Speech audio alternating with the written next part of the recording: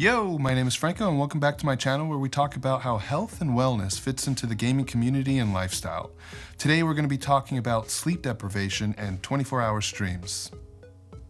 Now, I have a lot of experience not sleeping. That sounds kind of strange. But a long time ago, I used to be an EMT in Brooklyn, New York, and I would work from 4 p.m. to 8 a.m.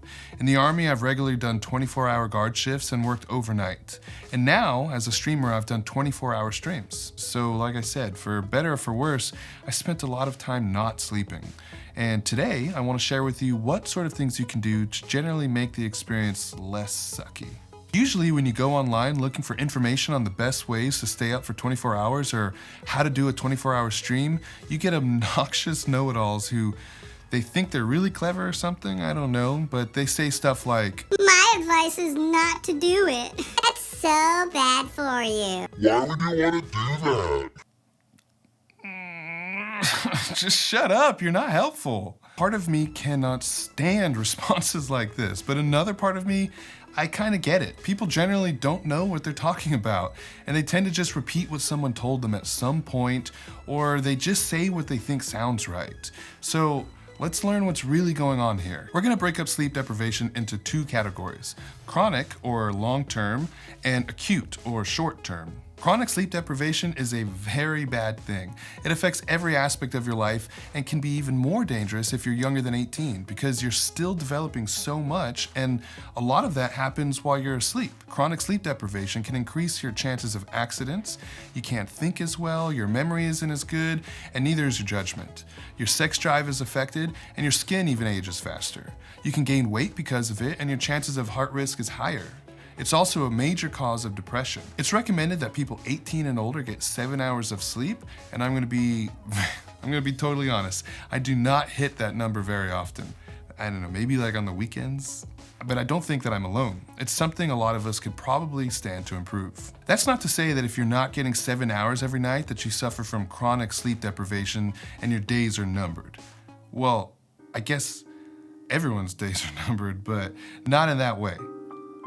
I don't know, I'm getting sidetracked. Chronic sleep deprivation is identified by symptoms more than if you're hitting a specific number or not. If you wake up not feeling refreshed, or if you lack the energy for daily tasks, if you sleep throughout the day or have dark circles under your eyes, if you have trouble concentrating or get irritable very easily, constant yawning or falling asleep while driving, these are all signs that you're suffering from chronic sleep deprivation. And I have a feeling that a lot of people probably just said yes to most of those questions and you're realizing that you're not getting enough sleep. I don't know, let me know in the comments if you're not getting enough sleep. Now, I'm not here to shame anyone for not getting enough sleep, but if you feel like you need help fixing this problem, I'll leave some links in the description to resources on how to improve the situation. Now let's talk about acute sleep deprivation. This is what we're dealing with when we do a 24-hour stream. The CDC has actually said that going 24 hours without sleep is the same as having a 0.1 blood alcohol concentration. That's the same as if someone my size put back about 6 beers. And it's also the point at which most states consider you legally intoxicated.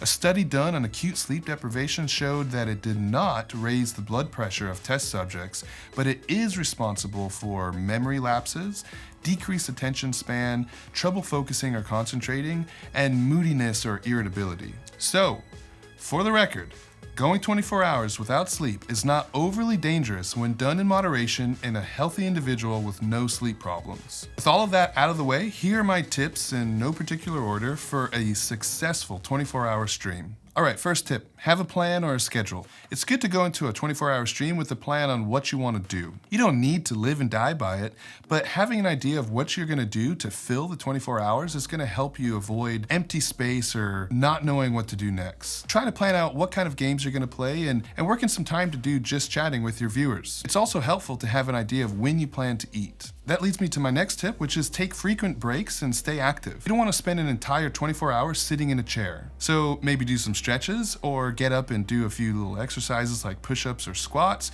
anything to keep the blood moving in your body and keep your body awake. This will also prevent you from getting as mentally exhausted because it keeps you thinking about different things and allows you to break away from this one thing that you've been focusing on. The more stationary you are, the more your body is going to think it's time to go to sleep. This kind of goes along with having a plan, but Plan out what you're going to eat and have it ready and available. It may not be such a big deal during the day, but if you plan on ordering food to your house, it's good to know what time they stop delivering because you don't want to go past that time and all of a sudden you don't have anything to eat for the rest of the night.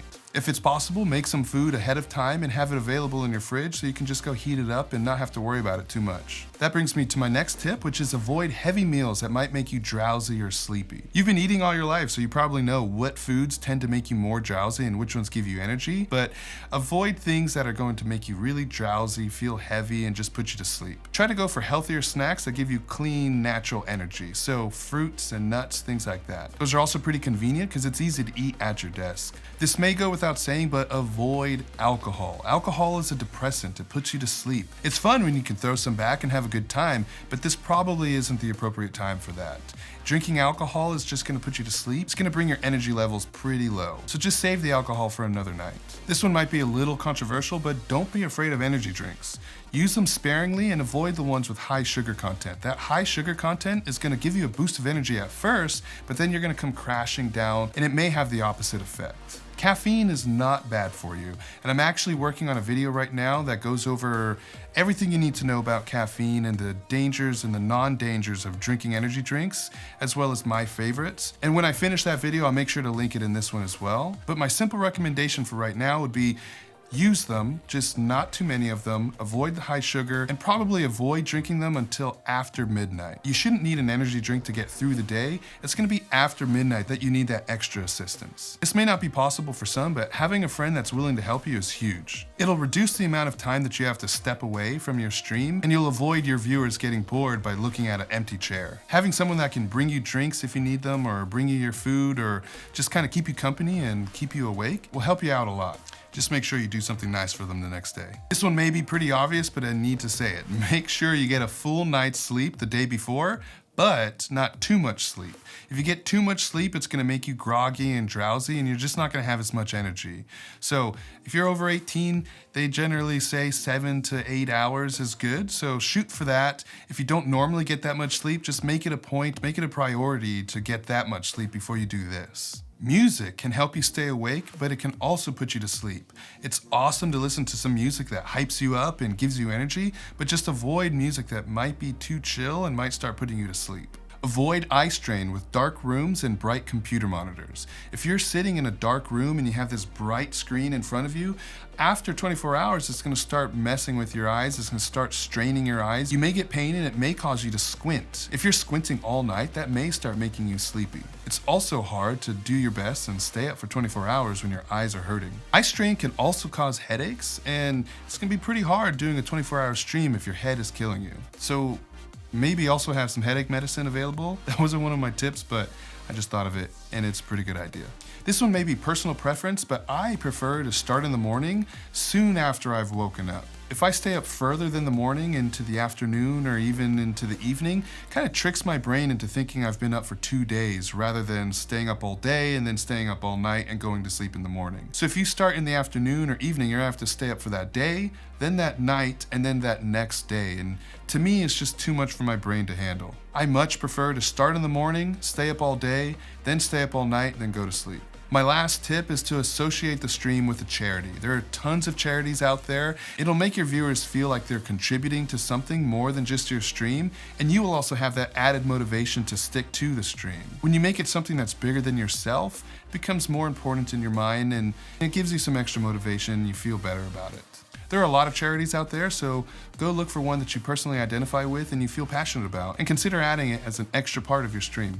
Even if you go into this fully prepared and with the best intentions, you could still end up not hitting that 24-hour mark, and that's okay. Don't feel bad if you need to stop early. Think of your health and think of the terms of service of your streaming platform, because if you're doing something that seems to be putting your health at risk, they could ban you. Passing out on stream is not a good look. Have you done a 24-hour stream before? If you have, then drop your tips for successful 24-hour streams in the comments below, and if you found this information helpful and want more information that'll help you break the stereotype of gamers being unhealthy, then consider subscribing. Head over to Twitch where I stream 3 days a week if you have more questions about gaming healthier and want to ask me directly. Thanks for watching, and I'll see you next time. Peace.